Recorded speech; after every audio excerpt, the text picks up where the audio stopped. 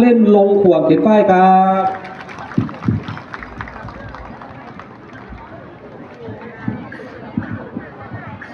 เราใหญ่เรามีศาลเจ้าปู่คู่บ้านสิมโบราณคู่เมืองเรื่องลือผ้าทอมือโลกระบือซากปลาโบราณสิ่งจักสารฝีมือดีเลิศล้ำประเพณีวัฒนธรรมผู้ไทยก้าวไปกับเศรษฐกิจพอเพียงลำดับต่อไปนี้จะเป็นการแสดงการลงข่วงเข็นฝ้ายการลงข่วงเข็นฝ้ายเป็นการได้มาซึ่งผืนผ้าแพรพันการได้มาถึงวรรณกรรมลำพญาผู้ไทยการได้มาถึงศิลปะดนตรีของผู้ไทยแล้วก็การได้มาถึงการมีเยี่ยวมีเรือนของหนุ่มสาวชาวผู้ไทยการลงข่วงเข็นฝ้ายจะเริ่มในวันนี้หลังจากที่เขาได้เตรียมหลัวฟืนมาวางไว้กลางบ้านจากนั้นสาวๆก็จะนำหลานำอิ่วนำเพื่อที่จะเตรียมการทอผ้าเอาไว้หนุ่มๆก็จะเป่าแคนดีดพิณมาแอวสาวเป็นพญาเป็นคำกรแล้วก็ลำผู้ไทยสุดท้ายก็จะมีการฟ้อนรำผู้ไทยอย่างสนุกสนานจึงขอเชิญท่านชมณบัดนี้ครับ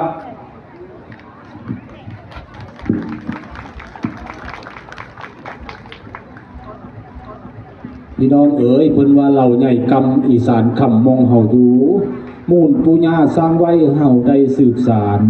เป็นทำนานเกากีลงข่วงยำเดินสามเสียงคุยกันแซวๆกระมวลเฮหาจนบ่าวกระเป๋าแคนดนเสียงปิ่นดังดีดกล่อมพี่น้องเอ๋ย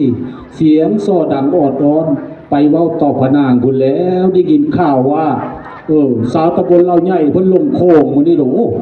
ผู้สาวงามจะได้มื้อนี้เฮาเราไปคุยผู้สาวได้มื้อนี้ได้เอาไปผู้สาวเอ้ยอายนี่แล้วพอตมาเห็นหน้าจะปีว่าจาตามข่าวเมื่อกี้คันว่าถามข้าวน้องถามข้าวทางป่าคันว่าถามข้าวหน้าถามหาทางเขาคันว่าถามข้าวเจ้าว่ามีผัวแล้วหรือบ่หรือว่ามีแต่สู้ผัวน้องผัดบ่มีสันบ่เว้าให้ฟังมึงดูสาวบ้านเราเอ้ยน้องไอเอ๋ยน้องนี่แล้วน้องนี่ปอดออยซอยเสมอออยกางก่อกาบกะมีห่อน้อน้อยกะมีสอนคู่ละสอนเป็นน้องกะมีใดไอเอ๋ยโอ้ยสาวผู้ไทยเอ๋ยอายนี่แล้วยันมีจริงจังเว้าสีสุขผู้เจ้ามาว่าอายนี่แล้วยันคือตอกหมัดกาดำหน้าแล้วเย็บเสือตมสาวผู้ไทยเอ๋ยไอเอ๋ยย่านมีจริงคือเบาย่านมีเอาคือบ้าย่านคือย่านกาดำหน้าเย็บเสือตมคือเดียวนั่นแล้วไอเอ๋ย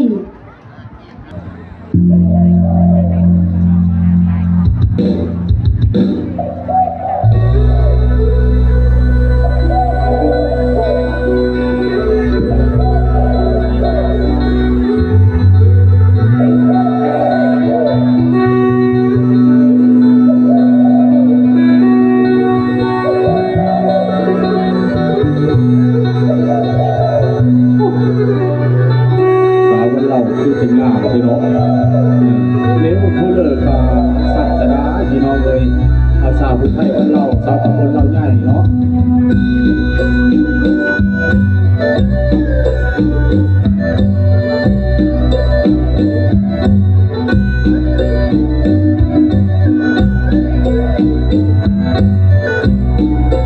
นักจบเดือดเลยเด้อ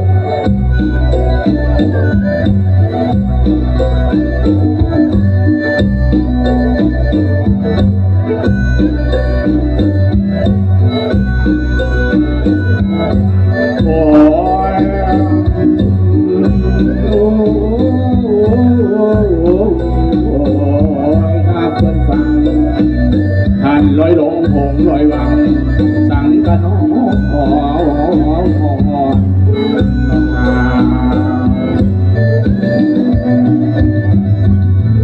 โอ้ยเดชาวันให้เอ้ยอันนี้เดียวโบตมาเห็นนาโบตมาเห็นนาจะได้ว่าจ๋าทำข่าวเดชาผู้ให้เอ้ยโอ้ยเดชครับถามเขาพบเขาเกิดในกูเอิร์ธน้องเคยอยู่ดีบ่หรือว่ามีผู้ตัดหนักสั้นหรือว่ามีผู้ฟันหางแก้วมันตายแล้วมีว่าเบอร์เหลือใจนั้นเพิ่นกองตามตางอโอ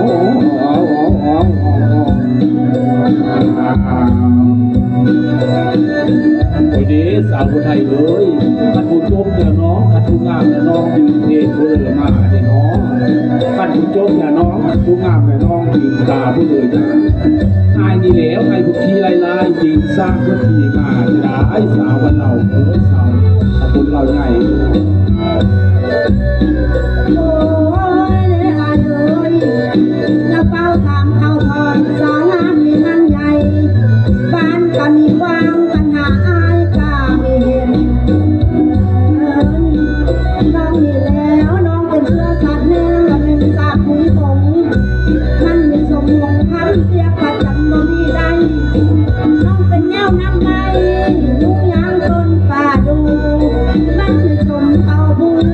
แล้วอายไม่เห็นยังแล้วอายไม่เห็นยังโอ้ยยังเอ้ยเก่งมาดูสื่อน้อยพันดูในแต่ว่าอายเอ้ยเจ้าหูนันถูกเคยลุกมาแต่เท่าเจ้าหูนำบินสิ้นแล้วจะไม่มาบ่อายเอ้ยโอ้ยเด้น้องสาวเอ้ยสาวผู้ไทยเอ้ยโอ้ยเด้ไอ้นี่แล้วไอ้นี่ท่านมีจริงจังเบาสีสมบูรณ์เจ้ามาว่าเด้อน้อง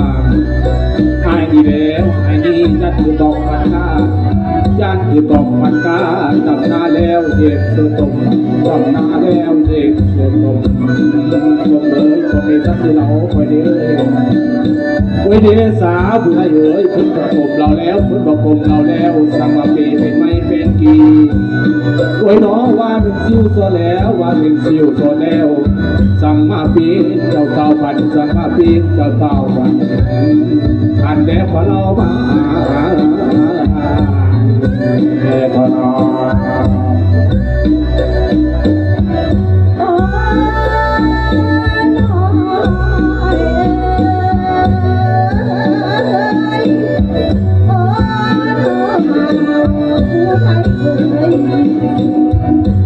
น้องนี่แล้วน้องที่น่ารักเสือก่อนจะเรียกว่าเกลียวอายเดียวจะต้องมาได้เรียนเรามักจะได้เดียวมากที่สุดบ้านไม่ได้ถูกเกลียวบ้านไม่ได้ถูกคอยลาพากันเราเลย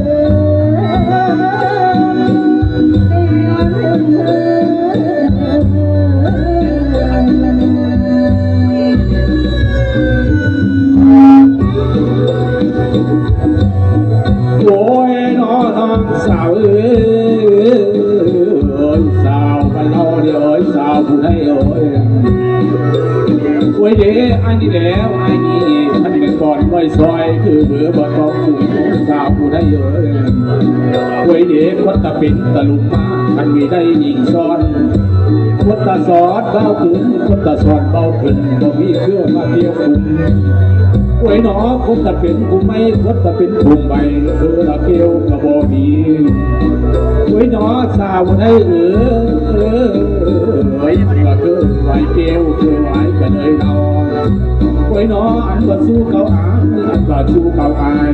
เป็นไล่ทิมจังแก่หึงเป็นไล่ทิมจังแก่หึงว่าโ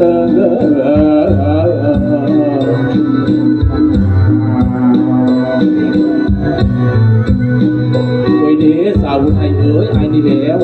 ไอ้นี่ปอดลอยซอยคือมันเจ้าคูมันจะเป็นตะลุกมาท่านที่ได้ดีซ้อนคนตะสอนเราหึ่งก็ไม่เกิดเกี่ยวกลุ่มที่ได้คนตะเป็นผู้ไม่ละเกี่ยวของอันก็คือเกี่ยวคือกระต่ายจากอันก็คือไหวเกี่ยวคือไหวกระเลยเท้าอันก็สู้เขาอายมันตายแล้วตั้งแต่เบิกสายสาวไทยที่ท่านได้พูดที่ โอ้น้อยเอ้ยโอ้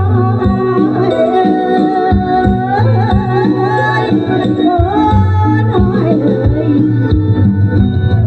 ถ้าเขาจนจะได้เงินเคยแล้วกันเลยนั่นคือว่าพอจะเก็บหรือว่าแม่จะฟังคือน้ำใจ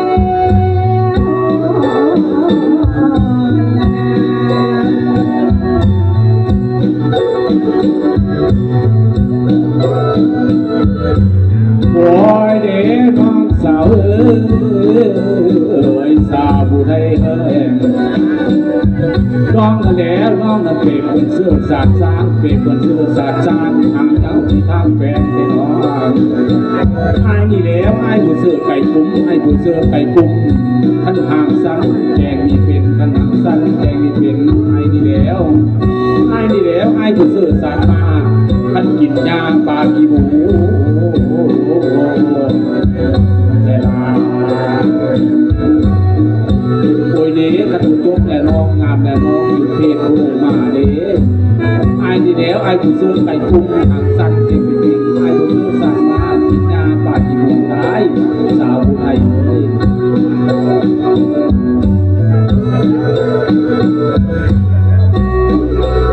โอ้ยอายเอ้ยน้ำเอาเล่าน้ำเหลวอยู่น้ำมันที่ถูกทำไอ้เมาจะเอาน้ำเอาของสองกอดเป็นใจวงรอดสอพอเบาหมดแม่เป็นละนอหาดีเลยอยู่ได้เจ้าห่วงเกี่ยวใบมอนซ้อนใบไหลไอ้กะเถิด